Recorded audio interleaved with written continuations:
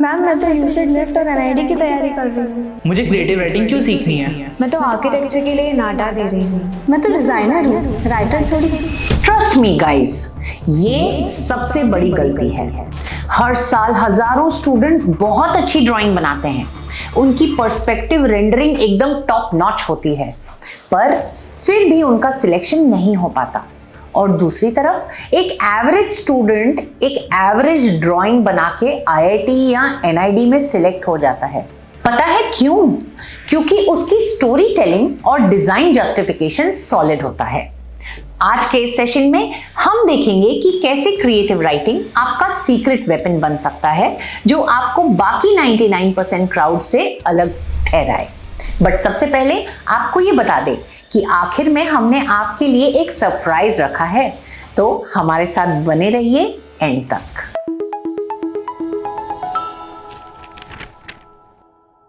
Step 1, words shape space, conception before creation. चलो एक simple सी बात समझते हैं। दुनिया की कोई बड़ी बिल्डिंग या कोई भी आइकॉनिक प्रोडक्ट बिना दिमाग में पिक्चर बनाए पेपर पर बन सकता है क्या? और वो भी लैंग्वेज के रूप में नहीं, राइट? तो सोचिए कि किसी आर्किटेक्ट को जब एक बिल्डिंग बनानी हो तो वो क्या करता होगा? वो एक डिजाइन ब्रीफ तैयार करता है, उसके बारे में लिखता है, वो जानता है कि the space should feel welcoming, the light should cut through the central courtyard, the material should feel earthy. Yes, ये क्या है? ये है वो टर्मिनोलॉजी जो आप यूज करते हैं जब आप क्रिएटिव राइटिंग में अपना स्किल एनहांस करते हैं। वर्ड्स आपके दिमाग में लाइंस और परसेप्शन को ट्रिगर करते हैं। Step 2, decoding the exam pattern. Marks कहाँ छुपे हैं? बात करते हैं बिल्कुल practical exam point of view से। मुझे एक बात बताइए, हम ये सब एफर्ट्स डाल रहे हैं अच्छे मार्क्स के लिए, तो समझते हैं कि मार्क्स मिलेंगे कैसे? हर साल क्वेश्चंस इस तरीके के आते हैं जहां आपको 4 फ्रेम्स की कॉमिक स्ट्रिप दी जाती है और डायलॉग लिखने के लिए बोले जाते हैं, या फिर एब्स्ट्रैक्ट पैटर्न्स दिए जाते हैं और बोला जाता है कि right 100 word story on this pattern, या एक प्रोडक्ट डिजाइन करने के लिए दिया जाता है या पोस्टर बनाने के लिए दिया जाता है और बोला जाता है कि डिजाइन जस्टिफिकेशन या डिस्क्रिप्शन लिखिए इन 100 वर्ड्स। आप जानते हैं, इस पूरे क्वेश्चन के अगर 15 मार्क्स ड्राइंग के हैं तो 10 मार्क्स ड्राइंग और 5 मार्क्स राइटअप के होंगे। अगर आपने राइटअप में गड़बड़ कर दी तो ड्राइंग चाहे कितनी भी सुंदर हो, आपको फुल मार्क्स नहीं मिल सकते। Step 3, empathy mapping, designing for humans. Design का सबसे बड़ा रूल है एम्पैथी, यानी दूसरों की प्रॉब्लम को समझना, और क्रिएटिव राइटिंग आपको वही सिखाता है, किसी और के कैरेक्टर को प्ले करना। सपोज एग्जाम में ये क्वेश्चन आता है, design a public bus stop for a village where senior citizen sit. एक नॉर्मल स्टूडेंट क्या करेगा? वो एक शेड बनाएगा, 2 बेंचेस बनाएगा, हो गया drawing. But you as creative students will design a story around the entire concept कि दादाजी हैं, उनके घुटनों में दर्द होगा, उन्हें बस दूर से आती हुई दिखनी चाहिए, तो उनकी आंखें कमजोर हैं बट लैंप्स वहां पर तेज होने चाहिए, राइट? तो जब आप इस तरीके की एक कहानी को दर्शाते हैं through a picture, that is what creative writing is. Creative writing से आप अपने डिजाइन में एक ह्यूमन टच दे सकते हैं जो एग्जामिनर को 100% इंप्रेस करता है। Step 4, word building and spatial logic. हम जब एग्जाम में ड्राइंग करते हैं तो सबसे बड़ी प्रॉब्लम क्या आती है?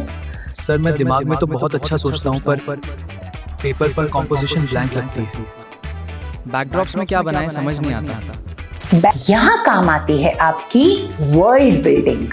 जब आप क्रिएटिव राइटिंग प्रैक्टिस करते हैं तो आपको डिटेल्स पर ध्यान देना जरूरी हो जाता है, and that is what you learn to express. अगर क्वेश्चन है draw a busy vegetable market, तो एक क्रिएटिव राइटर के दिमाग में सीन चलने लगेगा। कहाँ पर पानी गिर रहा है, कहीं पर कचरा पड़ा है, कौन सा बोर्ड टूटा हुआ है, बैकग्राउंड में कौन सी वाली वायर्स लटक रही हैं। ये सब डिटेल्स जब आप वर्ड्स में लिखते हैं, ड्राइंग में डिपिक्ट करते हैं, तो आपको ऑटोमेटिकली एक रिच और लेयर्ड लुक मिलता है। आपका पेपर कभी एम्प्टी नहीं दिखेगा, क्योंकि आपके दिमाग में जो अब डिटेल्स हैं वो आप क्रिएट करना सीख गए हैं। Step 5, the 50 word elevator pitch. अब आते हैं सबसे क्रिटिकल पार्ट पर, डिजाइन जस्टिफिकेशन। सोचो, एग्जामिनर के पास हजारों शीट्स हैं चेक करने के लिए। वो आपकी ड्राइंग देखता है और फिर आपका एक रिटन एक्सप्लेनेशन पढ़ता है। अगर आपने लिखा I have put a blue colour something, क्योंकि ब्लू मेरा फेवरेट कलर है, तो दिखने में तो ये सुंदर लग रहा है, बट तरस नहीं आएगा उस एग्जामिनर को आप पे? यस, जरूर आएगा। But in this place, if you use words like the ergonomic silhouette ensures a firm grip, while the cerulean blue establishes a calming visual hierarchy. Boom! Examiner को समझ आ जाएगा कि ये कोई एरा घेरा बच्चा नहीं है, इसे डिजाइन लैंग्वेज की समझ है, right? Step 6, sensory writing, moving beyond just visuals. Drawing में आप सिर्फ वही दिखा सकते हैं जो आंखों को दिखता है, लेकिन अच्छा स्पेस या प्रोडक्ट हमारी सारी सेंसेस से एक्सपीरियंस करवाते हैं। क्रिएटिव राइटिंग हमें ये सिखाता है कि सेंसरी डिटेल्स के बारे में कैसे सोचना है।